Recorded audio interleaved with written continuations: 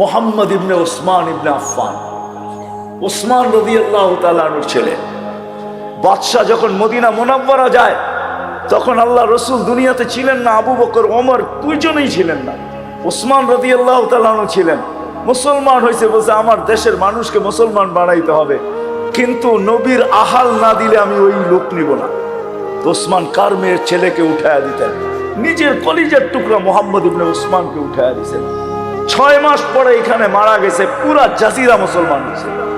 কবর এখনো সমুদ্রের পাড়ে রাখা আছে, বৎসরে একবার 12 সাগরের পানি উপরে ওঠে আর কবরের সাথে বাড়ি খায়, আর বৎসরে দ্বিতীয়বার ওঠে না। আমি জিজ্ঞাসা করছি এমন কেন হয়, তো বলছে বলতে পারবো না। যখন 7টা 8টা বেজে গেছে, লোকজন ভিড় জমে গেছে, তো আমি জিজ্ঞাসা করছি কেন এরকম হয়, তো বলতে পারবো না। আমি বলছি দেখো, কিতাবের কথা না, আমার বিবেক বলে 12 সাগর হয়তো মদিনা মুনাওয়ারায় যায় রওজায়ে আতহারে চুমা খাওয়া সম্ভব হবে না। সে মনে হয় আল্লাহর কাছে অনুমতি চায় যে আমি তো মদিনা মুনাওয়ারায় যায় রওজায়ে আতহারে চুমা খাইতে পারবো না, আমার এইখানে যে শুয়ে আছে তার নামও মুহাম্মদ, তার সম্পর্ক আহলে বাইতের সাথে, জিন্নুরাইনের সাথে, ওসমান ইবনে আফফানের সাথে, আমাকে বৎসরে একবার হইলো অনুমতি দেন, আমি এই কবরে চুমা দিয়ে ওই কবরের স্বাদ মিটাইতে চাই। আপনি বলবেন যদি এটা আপনি কি করে বুঝলেন, তাইলে আমি বলতে চাই যদি এটা সত্য হইতে পারে, আল্লাহর রাসূল ঘুমানো, জাবের রাদিয়াল্লাহু তাআলা আনহু পাহারা দিতেছেন, ঘুমের থেকে যখন উঠছেন তো বলতেছি ইয়া রাসূলুল্লাহ জাদু দেখলাম। কয় কিসের জাদু? কই যে দূরের গাছটা, এটা মানুষের মতো হাঁটতে হাঁটতে আসলো, আপনার মাথার কাছে দীর্ঘক্ষণ দাঁড়াইলো, আবার চলে যায় নিজের জায়গায় লেগে গেল। আল্লাহ রসুল মুস্কি মুস্কি হাসতেছেন আর বলতেছেন জাবের, ও আমাকে দূর থেকে দেখতেছিল কিন্তু মন ভরতেছিল না। আল্লাহর কাছে অনুমতি চাইছে, আল্লাহ একটু কাছে মাথার কাছে দাঁড়ায় দেখতে দেন না, আপনার হাবিব এত কাছে আসলো, দূরের থেকে দেখা মন ভরে না, একটু অনুমতি দেন না, মাথার কাছে দাঁড়ায় দেখি। তো আল্লাহ অনুমতি দিছে, তার দোয়াকে আল্লাহ কবুল করছেন। হায় হায়, কেমনে বুঝাও, কেমনে বুঝাও? আজ তো যুবক নবীর স্টাইলে চুল কাটতে চায় না, নিজেকে মোহাম্মদী বলে মোহাব্বতের প্রকাশ করে পায়ে হাত রাখি আসেন, তার শেষ আমার সাহাবাদের কোরবানি বইলা শেষ করা যাবে না। আল্লাহ ওনাদেরকে জাযায়ে খায়ের দেয়। ওনারা আমাদের দুয়ারে এই জন্যই আসছেন, ওনারা জানতেন যে নবীজি বইলা গেছে বিআইহিম ইক্তাদাইতুম ইক্তাদাইতুম, উম্মতকে সম্বোধন করছেন, কিন্তু উম্মত সবাই মক্কা মদিনা যাওয়া সম্ভব না।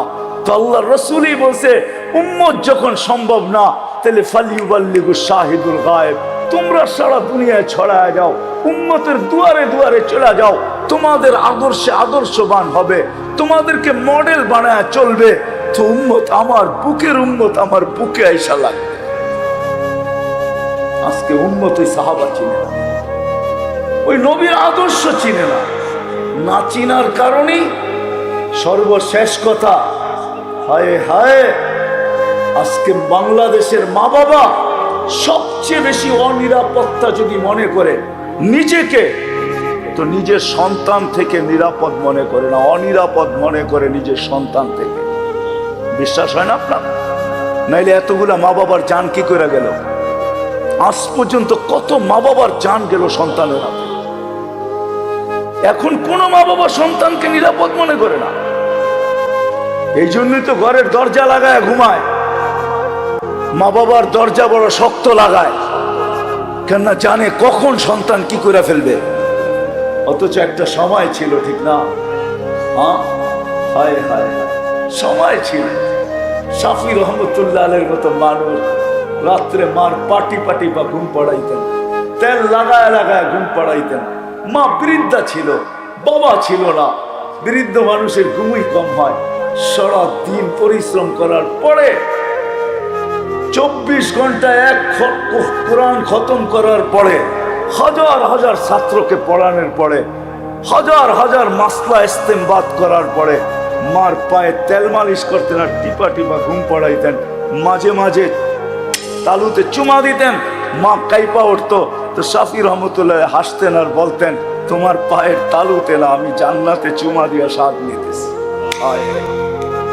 একটা দিন ছিল, শুধু শাফি রহমতুল্লাহ আলাইহি না, হাজারো লোক ছিল, হাজার। এখনো আছে কিছু লোক এরকম নাই। করুণা আমাদেরকে দেখাইছেন, করুণা এমনও লোক ছিল যে সন্তান মা বাবার চেহারা পর্যন্ত দেখে নাই, ঠিক না? কবর তো দূরের কথা, কাফন তো দূরের কথা, জানাজা তো দূরের কথা। আবার এমনও আছে নেটে ছেলে গোসল করাইছে, কাফন পড়াইছে, জানাজা পড়াইছে, নিজের হাতে কবরে রাখছে। দুনিয়া বলছে করুণা, তোর করুণা, বাপ বড়, করুণা বড় না। মরা যাবি, তোর মরা যাওয়া, আমি বড় না, বাপ বড়। নিজের হাতে কবরে রেখা, চোখের পানি জড়ায় উপরে তাকায় বলছে চোখের পানি দিয়ে রাইখা গেলাম বাবাকে, দেখা রাইখো। কিন্তু এই দৃশ্য আছে সাহাবাদের আদর্শ। আসেন আমরাও শিখি, চর্চা করি। শানে সাহাবা শুধু এইখানে হইলে সারা বাংলাদেশের জন্য পোষাবে না। প্রত্যেক মসজিদে মসজিদে হইতে হবে, গলি গলি হইতে হবে, কমসে কম 4টা জিনিস হইতে হবে। তাইলে যদি আমার জাতি কিছু বোঝে, শানে সাহাবা, শানে ওলামা, এই 4টা যদি প্রত্যেক গলি গলি হয়, তাইলে আমার জাতি হয়তো ফিরে আসতে পারে। আর না হইলে আমার জাতি বাহির হয়ে যাইতেছে, জানি না কোন সময় মাথার পানি গড়ায় পড়া যায়, আর কোনোদিন ফিরায় না আনা যায়। আজকে তো যুবকরা ইউনিভার্সিটি কলেজের, আরে আপনার এই এলাকার রিক্সাওয়ালাদেরকে জিজ্ঞাসা করেন কয়জন নবীর নাম জানে, জিজ্ঞাসা করেন, নবীর নাম পর্যন্ত জানে না, কলেমা সহি পড়তে পর্যন্ত জানে না। শুধু মহব্বত যদি কাঁদে দিত, তাহলে তো আমি বলি আবু তালেবের চেয়ে উপরে কেউ ছিল না। আপনারা আবু তালেবকে চিনেন না, ওনার ইতিহাস আপনারা পড়েন নাই। আল্লাহ রসুলের কতটুকু কাছে ছিল আপনি জানেন না, জানেন না। আবু তালেব কে ছিল পরিচয় নাই, তার জন্ম কোন জায়গায় আপনি চিনেন না, তার গড়টা কোথায় ছিল আপনি জানেন না, সে মারা গেছে কোথায় এটাও জানেন না। সে হেরেমের ভিতরে মারা গেছে, মাতাফের ভিতরে আবু তালেব মারা গেছে। তার ঘর মাতাফের ভিতরে ছিল, এখন মাতাফ লম্বা করার কারণে তার ঘর মাতাফের ভিতরে চলে আসছে, সে ওই ঘরে মারা গেছে। আমি তার কবর চিনি, সে এখনো খাদিজা রাদিয়াল্লাহু তাআলা আনহার পাশে শুয়ে আছে। আমি চিনি তার কবর। আমার কাছে কিতাবি এলেম নাই, চোখের এলেম আছে, আমি চিনি তার কবর। তাইলে আবু তালেবই পার পাওয়া যেত, শুধু মহব্বত দিয়ে যদি পার পাওয়া যেত।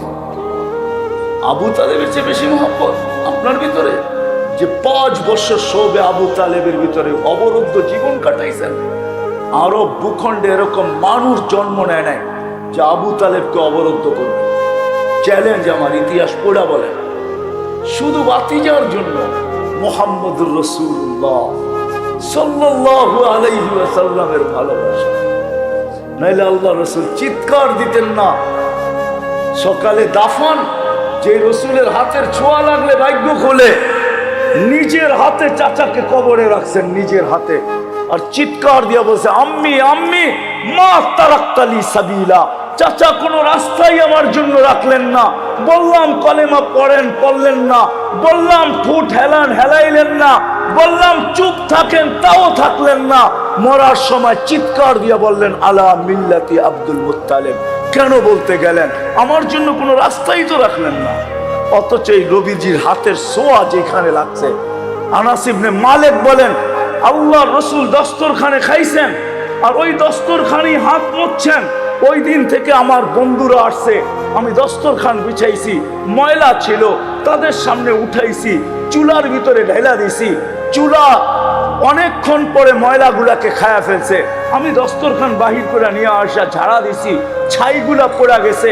আগুন একটা সুতা পোড়াইতে পারে নাই। বন্ধুরা জিজ্ঞাসা করছে আনাস কি দেখাইলা? বলছে কিচ্ছু না, এটা তো আমার মাহবুবের হাতের ছোঁয়া। যেই রসুলের হাতের ছোঁয়া পাইলে আগুন জ্বালাইতে পারে না।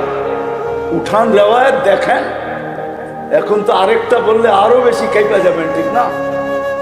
উম্মে আয়মান মুস্তাদরেক হাকিমের রেওয়ায়াত, সহি রেওয়ায়াত, উম্মে আয়মান রাত্রে ভুলে আল্লাহ রসুলের পেশাব পান করে ফেলছে। ভুলে উম্মে আয়মান আল্লাহ রসুলের কৃতদাসী ছিল, সকালে আল্লাহ রসুল বলছে, উম্মে আইমান পাত্রে কিছু রাখা আছে, বাহিরে নিক্ষেপ করে আসো। তো বলছে, ইয়া রসুল আল্লাহ, ওটা তো রাত্রে নিক্ষেপ করছি। আরে কোথায় করছিস? গরমের দিন ছিল, পিপাসার তাড়নায় ঘুমের থেকে উঠা গেছি, সামনে দেখতেছি পেয়ালা ভরা, নাক লাগায় দেখছি সুঘ্রাণ, পান করে ফেলছি। বলছে, মৌত পর্যন্ত তোর আর খিদা লাগবে না, উঠান। অথচ আবু তালেবকে নিজের হাতে কবরে রাখতেছে, কোনো কাজে নেই।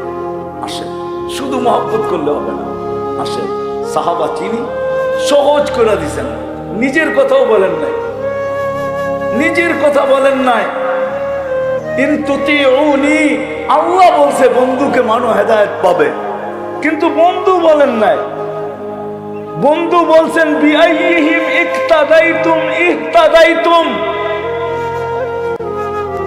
মালিক বলতেছে আমার কথা, আমি বলতেছি আমার ফটোকপি সাহাবাদের কথা। সাহাবাদেরকে মানো,